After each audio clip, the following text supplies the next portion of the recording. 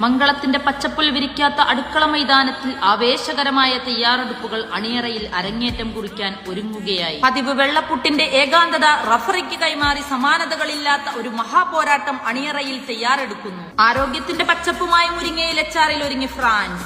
ആവേശം ചോരച്ചുവപ്പാക്കാൻ beetroot juice.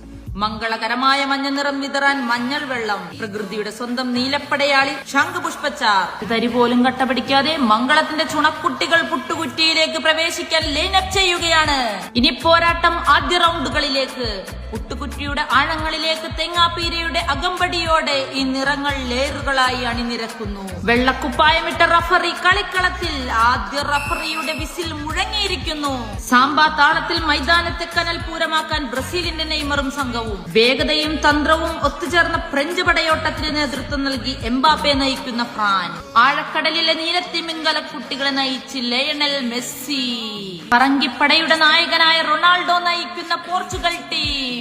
അതാ റഫറിയുടെ final whistle മുഴങ്ങിക്കഴിഞ്ഞു.